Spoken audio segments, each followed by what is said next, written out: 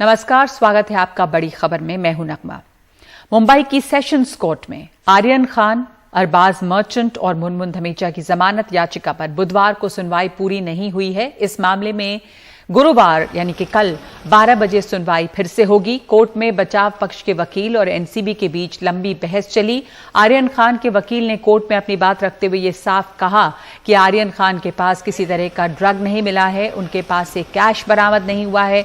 NCB ने दलील दी कि आर्यन पेडलर के संपर्क में थे, ये बड़ी साजिश हो सकती है।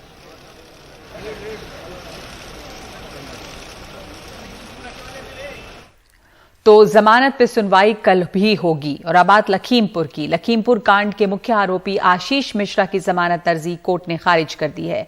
उधर पुलिस ने आशीष के दोस्त और पूर्व केंद्रीय मंत्री अखिलेश दास के भतीजे अंकित दास और उसके गनर को गिरफ्तार करके जेल भेज दिया है, लेकिन बाद में अदालत ने उनकी पुलिस कस्टडी रिमांड मंजूर कर ली, जो कल सुबह 10 बजे से शुरू होगी। किसानों को कुचलती हुई थार के पीछे दौड़ती हुई फॉर्च्यूनर अंकित दास की ही थी और अंकित खुद उसमें सवार था। मौके वारदात के वीडियो से यह साफ नहीं पता चलता कि क्या कुछ किसानों को फॉर्च्यूनर ने भी कुचला। अंकित को गिरफ्तार कर पुलिस ने पुलिस कस्टडी रिमांड के लिए सीजीएम कोर्ट में पेश किया।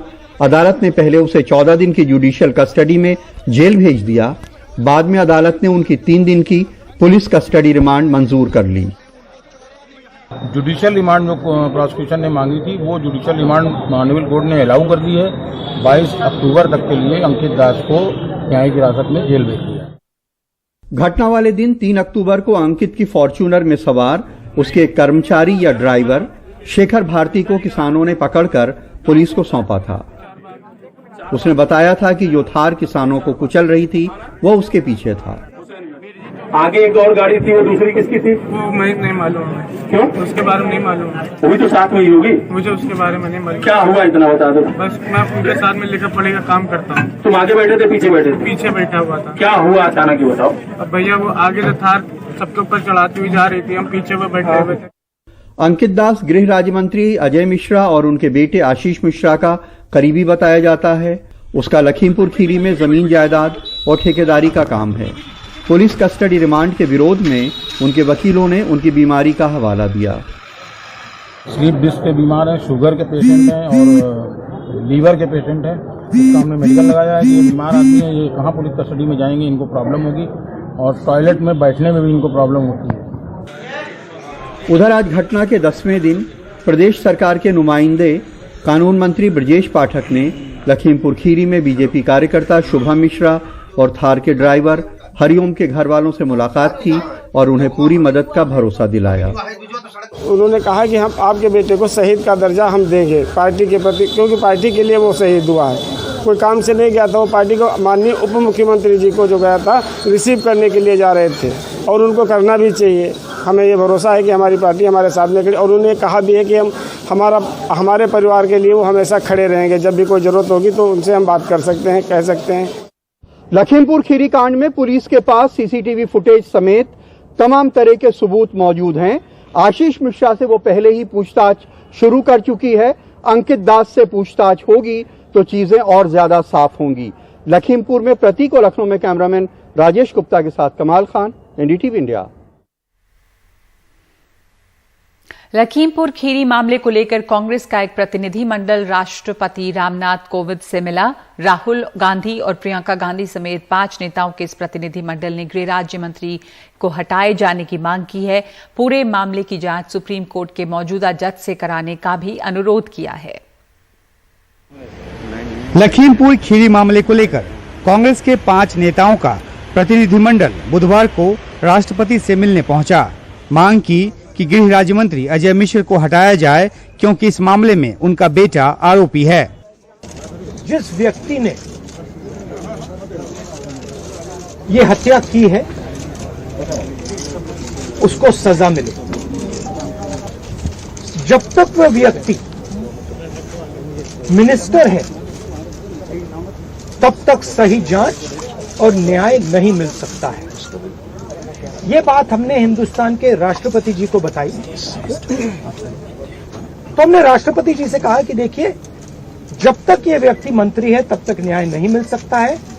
इस मंत्री को हटा देना चाहिए और जिन्होंने भी ये हत्या की है, मर्डर किया है, उनको सजा मिलनी चाहिए। लखीमपुर खीरी में प्रदर्शन कर रहे किसानों को जीप से रौंदकर मारने की वारदात के बाद कांग्रेस लगातार सरकार पर हमलावर है।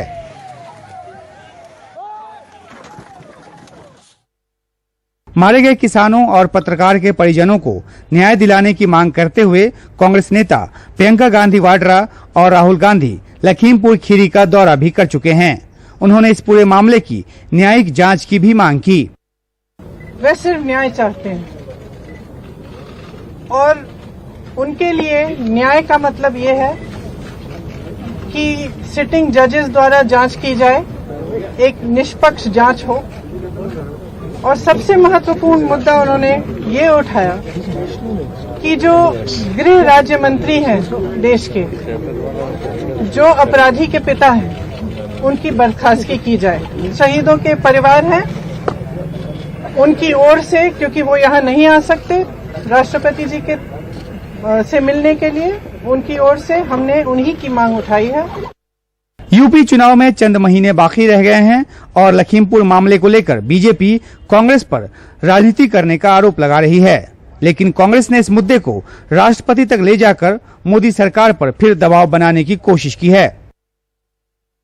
सुप्रीम कोर्ट के दबाव के बाद अभियुक्त आशीष मिश्रा की गिरफ्तारी तो हो गई, लेकिन तमाम राजनीतिक दबाव के बावजूद गृह राज्य मंत्री अजय मिश्रा की बर्खास्तगी नहीं हुई है। इस बाबत कांग्रेस का डेलीगेशन राष्ट्रपति से मिलाया है। बकौल प्रियंका गांधी वाड्रा, राष्ट्रपति ने आश्वासन दिया है कि वो इस बाबत सरकार से बात करेंगे, लेकिन इस मामले में कुछ करना न करना आखिरकार मोदी सरकार के हाथ में है। कैमरा पर्सन सुशील राठी के साथ Umashankar Singh, NDTV India.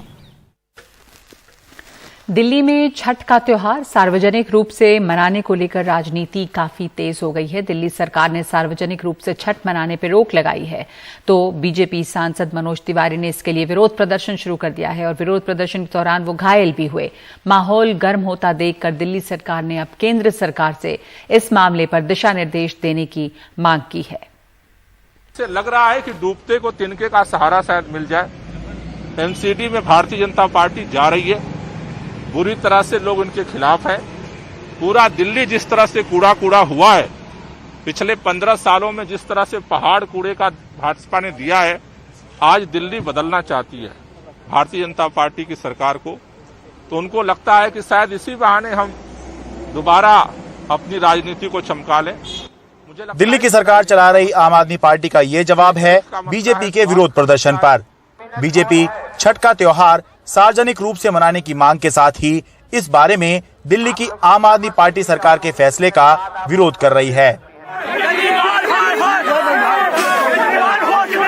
BJP सांसद मनोज तिवारी इसी मांग पर विरोध प्रदर्शन करते हुए मंगलवार को घायल हो गए थे, लेकिन ज्यादा चोट नहीं लगी और मंगलवार शाम को डिस्चार्ज होने के बाद बुधवार को अयोध्या की रामलीला में अंगद का रोल अदा करने के लिए चले गए। बुधवार को मनोज तिवारी ने दिल्ली के मुख्यमंत्री को चिट्ठी लिखी और आरोप लगाया कि उनकी सरकार इस मामले में गंभीर नहीं है और हिंदुओं की भावनाओं को ठेस पहुंचा रही है। छठ पर्व पर भी रोक लगाकर आपने हिंदू समाज की भावनाओं को आहत करने का काम किया है, क्योंकि छठ मात्र पूर्वांचलियों का ही त्योहार नहीं है, बल्कि ये भारत की एक सांस्कृतिक और आध्यात्मिक परंपरा का अभिन्न अंग है। एक मुख्यमंत्री के तौर पे इस प्रकार से हिंदू विरोधी रुख अख्तियार करना आपको शोभा नहीं देता है। दो बातें हैं। पहली, दिल्ली सरकार ने 30 सितंबर को ही आदेश देकर सार्वजनिक रूप से छठ मनाने पर रोक लगा दी थी, तो अब क्यों वो केंद्र सरकार से इस बारे में दिशा निर्देश मांग रही है। और दूसरी, अगर बीजेपी चाहे तो उपराज्यपाल केवल एक आदेश देंगे और दिल्ली में इस बार छठ सार्वजनिक रूप से धूमधाम के साथ मनेगी। बीजेपी ऐसा क्यों नहीं कर रही है? दरअसल इन्हीं दोनों बातों में राजनीति है। दिल्ली से अपने कैमरा सहयोगी अश्विनी मेहरा के साथ मैं शरद शर्मा, एनडीटीवी इंडिया। तो अब देखना यह है कि छठ को लेकर यह राजनीति आगे किस मोड़ तक पहुंचती है। क्या बेवजह इस मुद्दे पर सियासत कर रही है बीजेपी? क्यों नहीं एलजी इस पर आदेश दे देते हैं और छठ मनाया जा सकेगा? ये तमाम सवाल हैं। तो इस वक्त बड़ी खबर में इतना ही। नमस्कार।